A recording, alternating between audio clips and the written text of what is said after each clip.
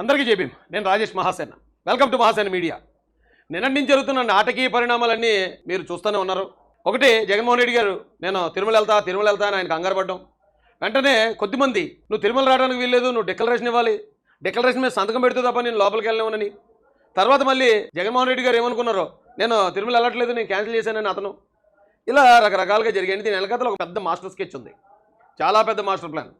ఏంటో master plan అంటే, ఇప్పుడు తిరుమల శ్రీవారి లడ్డు విషయం మొత్తం హాట్ టాపిక్ ఇండియా అంతా. ఇండియాలో ఉన్న నేషనల్ మీడియాతో సహా మొత్తం అందరూ దుమ్మెత్తిపోతున్నారు జగన్ రెడ్డి మీద. ఈ టైంలో దీన్ని టాపిక్ డైవర్ట్ చేయాలి. టాపిక్ డైవర్ట్ చేయాలంటే ఒకే ఒక్క ఆయుధం ఆయన దగ్గర ఉన్నది, సింపతి ఆయుధం. అంతకుముందు కోడికత్తి సింపతి ఆయుధం కానీ, బాబాయిని చంపేసినప్పుడు ఉన్న సింపతి ఆయుధం కానీ, లేదా మొన్న ఎలక్షన్ టైంలో రాయి మొత్తం అక్కడ 150 మంది ఉంటే ఇలా ఈసరితే తిన్నగా వెళ్ళేవి. మనం ఈయనకి మాత్రం ఎక్కడ కరెక్ట్ సినిమాలు హీరోలు తగులుతుంది ఎక్కడ, మళ్ళీ ఇంకెక్కడ తగిలి ఏ ముక్కు మీద మూతి మీద తగిలి వాసిపోతే మళ్ళీ అందం చెడిపోద్ది. అందం చెడకుండా హీరోలకు ఎప్పుడు కూడా ఇక్కడ కానీ, లేకపోతే పెద్ద దగ్గర ఇక్కడ కానీ తగులుతుందండి దెబ్బ. ఎందుకంటే ముక్కు మీద తగిలి ముక్కు ఎందుకు వాసిపోయింది అనుకో, మరి హీరో ముఖం చూడలేం కదా. మూతి మీద తగిలి మూతి వాసిపోయిందంటే బాగోదు. అందుకని హీరోలకి కరెక్ట్గా ఇక్కడ పెడతారు. కరెక్ట్గా అక్కడ తగిలింది హీరోకి తగిలినట్టు. మళ్ళీ అప్పుడే అంత డ్రామా చేసేటండి అన్న, నన్ను చంపేయడానికి ట్రై చేస్తున్నారు ఈ కోట. ఇటు ఆయన ముఖ్యమంత్రి, ఆయన అందరిని చంపేనా చూస్తాడు, కోట మీద వేసాడు. ఆయుధాన్ని కనుక, ఆ సింపతి ఆయుధాన్ని ఈయన వాడినట్టు, కత్తి వాడటం మొదలెడితే ఎలా వాడతాం నాకే తెలియదని ప్రభాస్ గారు అంటారు. సానుభూతిని వాడటం మొదలెట్టండి ఈయన మించినోళ్ళు లేడు, ఈయన కొట్టేవాళ్ళు లేడు. ఇలా తండ్రి అయితే యాక్సిడెంట్ ఉందో, ఆ యాక్సిడెంట్ దగ్గర నుంచి మొన్న రాయి ఘటన దాకా అసలు ఏం పెర్ఫార్మెన్స్ ఇస్తాడు. అలాంటి వ్యక్తి సడన్గా తిరుమల వెళ్ళడం ఏంటండి? తిరుమలలోనూ ఈ రాష్ట్రంలోనే కాదు మొత్తం దేశంలోనే హిందువులందరూ ఆయన మీద కోపంగా ఉన్నారు. నువ్వు ఎందుకు చేసి ఈ పని అన్నప్పుడు ఆయన బయటకు వచ్చి, ఏమంటే తప్పు జరిగిపోయింది క్షమించండి అను, లేకపోతే మేము ఎవరికాడు మంచోడు అనుకుని ఇచ్చాడు ఇలా కల్తీ చేసాడండి అను, ఏదో ముందు క్షమాపణలు కోరుకుని సమాజాన్ని, ఆ తర్వాత నేను యాక్టివిటీ చేయాలి. కానీ వాళ్ళు ఆగ్రహంతో ఉన్నప్పుడు, వాళ్ళు ఊగిపోతున్న సమయంలో ఎవరైనా దగ్గరికి వెళ్తారండి? వెళ్తాడా? వెళ్తున్నాడంటే అర్థం ఏంటి? అక్కడ ఏదో జరగాలి. అది జరిగిన దాన్ని సింపతిగా ఇగో మళ్ళీ మిగతా వాళ్ళకి అమాయకులు ఉన్నారు కదా, చెప్తే ఏం చెప్తుంది నమ్మేసి వాళ్ళకి చూపించాలి. ఆ కారణంతో ఆయన తిరుమల ప్రయాణం పెట్టాడండి. తిరుమల ప్రయాణం పెడితే అప్పటికే కొంతమంది సోదరులు, నువ్వు తిరుమల ఎలా వస్తావు చూస్తాం, నువ్వు సంతకం పెట్టుకుంటే ఎలా వస్తావు చూస్తాం, నువ్వు పలానా మతస్థుడు అని అది కూడా మనవాడికి బూస్ట్ ఇచ్చేస్తున్నారు. బూస్ట్ ఇచ్చేస్తుంటే ఇంకా ఆయనకి ఆనందం నవ్వు వచ్చేస్తుంది. ఇంకా ఎలా నవ్వుతుంది అసలు ఈ మీడియా సమావేశం చూడండి. ఈయన మొదలెట్టినప్పుడు చూడండి ఎంత ఎలా నవ్వుకుంటూ మొదలు పెడతాడు. అంటే ఆయన అనుకున్నది జరుగుతుంది.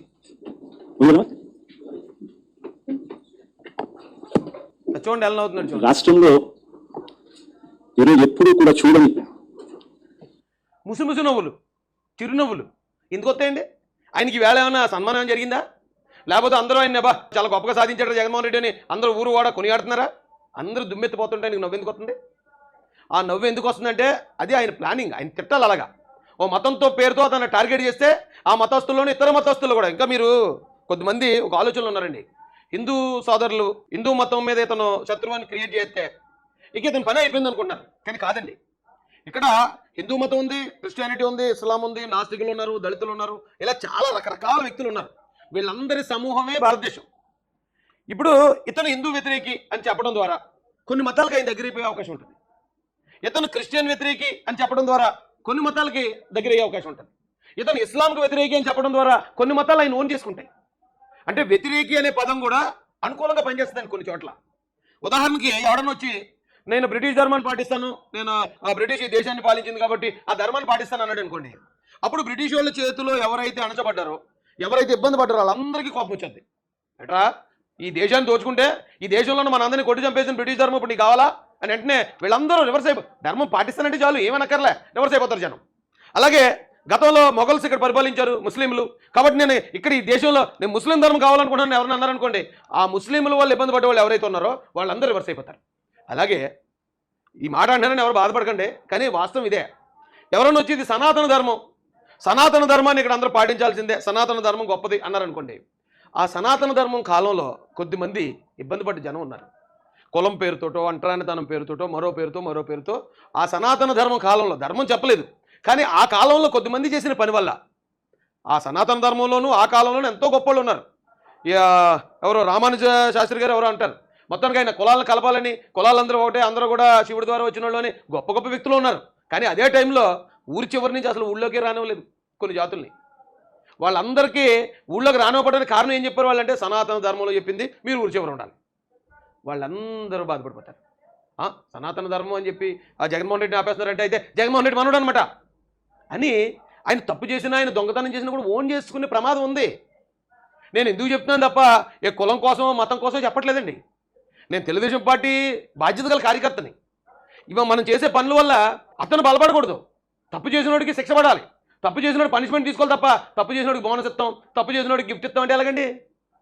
అది వద్దని హృదయపూర్వకంగా రిక్వెస్ట్ చేస్తున్నాను. అతని మతాన్ని ఎత్తడం ద్వారా, అతను ఒక మతస్థుడు లేదా ఈ మతానికి వ్యతిరేకని చూపించడం ద్వారా ఇతర మతాలకి ఈ మతం మీద ఒకవేళ ఏమైనా వ్యతిరేకత ఉన్న వాళ్ళకి అతను దగ్గర చేసేస్తున్నాం. అలాగే అతని దగ్గర ఉన్న హిందువులని అనుకోతారా? వస్తారా? రోజు వచ్చిందా?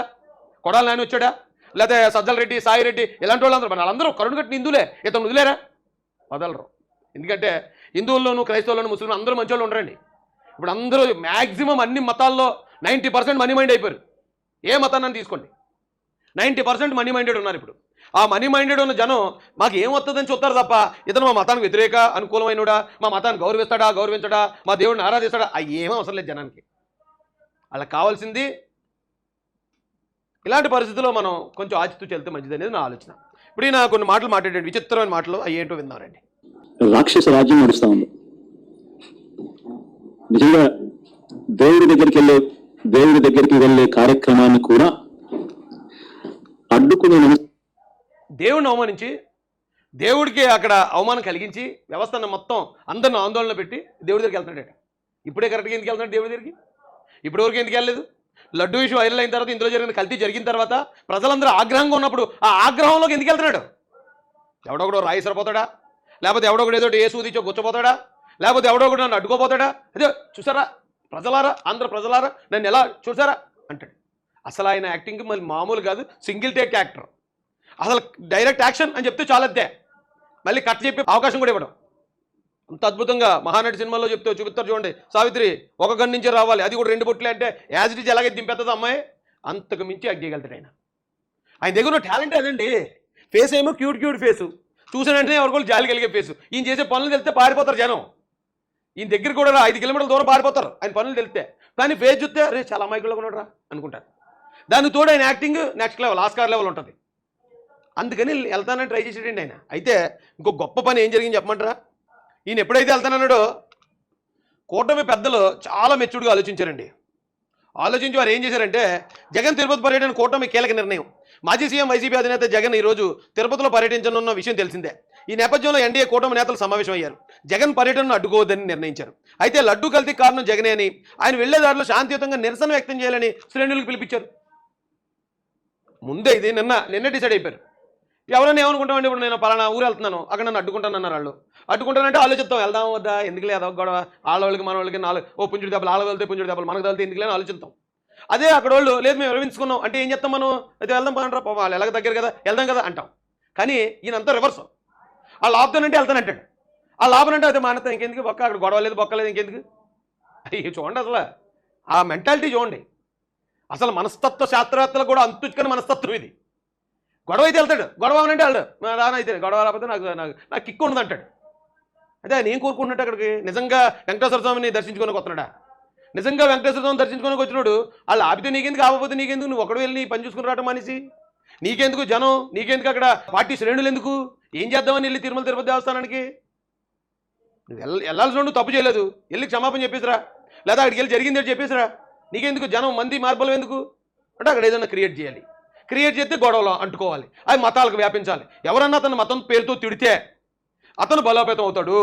ఆ మాట మాత్రం గుర్తుపెట్టుకోండి. మతం పేరుతో చెప్పడం వల్ల హిందువులకు అతను దూరం చేస్తున్నామని మాత్రం అనుకోవద్దు. అతని మతం ఏంటో తెలియని హిందూ ఎవడో లేడు ఈ దేశంలో, లేడు. అతను 2019లో అతనికి ఓట్లేసి గెలిపించినప్పుడు అతను క్రిస్టియన్ అని తెలుసు. 2014లో అతనికి 67 సీట్లు గెలిపించినప్పుడు అతను క్రిస్టియన్ అని తెలుసు. తెలిసే ఇక్కడ ఉన్న హిందువులు ఓటేస్తారు, మళ్ళీ తెలిసే మన 40% మంది ఓట్లేశారు. కాబట్టి ఎవరికి తెలియని విషయం అయితే కాదు, అది చూపించి మనం ఆయన ఆపడానికి. అది చెప్పినప్పుడు అతను బలపడతాడు. ఏదో దేని సినిమాలో చూశాను నేను. ఆ పేరెట్టి పిలిస్తే బలోపేతం అయిపోతుంటుంది దెయ్యం ఆత్మ. ఆ పేరెట్టి పిలకూడదు, పేరెట్టి పిలిచామా ఆత్మ బలోపేతం అయిపోతూ ఉంటుంది సినిమాలో. అలాగా మతం పేరు కానీ తీసామా ఇతను బలోపేతం అయిపోతాడు అండి. వీళ్ళు ఎప్పుడైతే ఆపనన్నారో వెంటనే మా వాడు డిసైడ్ అయిపోయాడు, ఆ బొక్క అయితే గొడవ జరిగేలేదు. అక్కడ గొడవ జరగకపోతే మనకు సింపతి ఎక్కడి నుంచి వస్తుంది? ఏ సింపతి రాకపోతే మనకి ఎందుకు టైం పక్క అక్కడ దాకా వెళ్ళటం? మనకి ఏ దేవుడన్నా అలాగా భయం ఉండదు, భక్తి ఉండదు కదా, ఇంకెందుకు వెళ్ళటం మానేశాడు. అనేసి ఇప్పుడు మళ్ళీ వచ్చి ప్రెస్ మీట్ పెట్టి ఎంత చక్కగా చిలక పలుకులు పలుకుతుంది. దేవుడి దగ్గరికి దర్శనం చేసుకునే దానికి వెళ్తాను అని అంటే కూడా దర్శనం చేసుకుని వెళ్తానవా? ఇప్పుడే ఎందుకు? ఇప్పుడు అందరూ నీ మీద కోపంగా ఉన్నారు కదా. ఈ ఎలక్షన్ అయ్యి దాదాపు 100 రోజులు అయిపోయింది కదా, ఇప్పుడు దాకా ఎందుకు వెళ్ళలేదు? ఈ 100 రోజుల్లో నువ్వు ఆల్రెడీ ఒక 2-3 సార్లు వెళ్ళావు అనుకున్నా, అరే మళ్ళీ 3 రోజులు కూడా వెళ్తా, నేను రెగ్యులర్గా వెళ్ళడం అలవాటు, పంపిస్తారు. నువ్వు దర్శనం పేరుతో నువ్వు అక్కడ అల్లర్లు చెలరేపడానికి, దర్శనం పేరుతో అక్కడ సానుభూతి డ్రామాలు ఆడడానికి, దర్శనం పేరుతో మత విద్వేషాలు రేపడానికి వెళ్తున్నావు అక్కడికి. మరి వెళ్తున్నప్పుడు గవర్నమెంట్ ఆపుతుంది కదన్నా, దాన్ని కూడా ఇలా తిప్పి చెప్పొచ్చు ఏమో. నమ్మేవాళ్ళు ఉన్నారులేండి కొంతమంది. అడ్డుకునేందుకు ప్రయత్నం చేస్తూ అడుగులు వేస్తా ఉన్న పరిస్థితులు బహుశా ఎప్పుడూ కూడా జరిగి ఉండదు, దేశంలో కూడా ఎప్పుడు బహుశా జరిగి ఉండదు. రాక్షస రాజ్యం అనేది ఇదే. ఆశ్చర్యం ఏంటంటే సార్, ఈ మాదిరిగా వైఎస్ఆర్సీపీ దేశంలో ఇప్పటిదాకా, దేశంలో కదన్నా ఇప్పటి వరకు దాదాపు 100 సంవత్సరాల పైనే చరిత్ర ఉంది తిరుమల తిరుపతి దేవస్థానానికి. ఈ 100 సంవత్సరాల పైనే చరిత్ర, ఎన్ని సంవత్సరాలు నాకు పూర్తి తెలియదని దయచేసి క్షమించండి. 1700 సంవత్సరాలని కొద్దిమంది అంటున్నారు, ఏమో అయి ఉండొచ్చు. అయితే ఇన్ని 100 సంవత్సరాల చరిత్ర కలిగిన తిరుమల తిరుపతి దేవస్థానం ప్రసాదం కల్తీ అవ్వడం అనేది ఎప్పుడైనా జరిగిందా? ఇన్ని 100 సంవత్సరాల చరిత్రలో మరి ఇప్పుడేగా జరిగింది. అందుకే ఇప్పుడే నిన్ను అడ్డుకున్నారు. ఎప్పుడు జరగలేదు, దేశంలో ఎప్పుడు జరగలేదంటే జరుగుతాయినా 100 సంవత్సరాల్లో మొదటిసారి జరిగింది కదా, ఇది కూడా జరుగుతుంది. కి సంబంధించిన కార్పొరేటర్లకు, ఈ మాదిరిగా వైఎస్ఆర్సీపీకి సంబంధించిన నాయకులకు, ఈ మాదిరిగా వైఎస్ఆర్సీపీకి సంబంధించిన అనేక మంది శ్రేణులకు ఈ మాదిరిగా నోటీసులు ఇవ్వడం,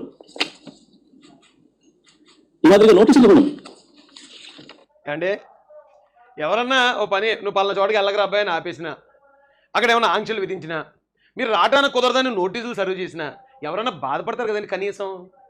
ఆయన మొహం ఎక్కడైనా బాధ ఉందా లేకపోతే ఆనందం ఉందా ఒకసారి ఆలోచించండి.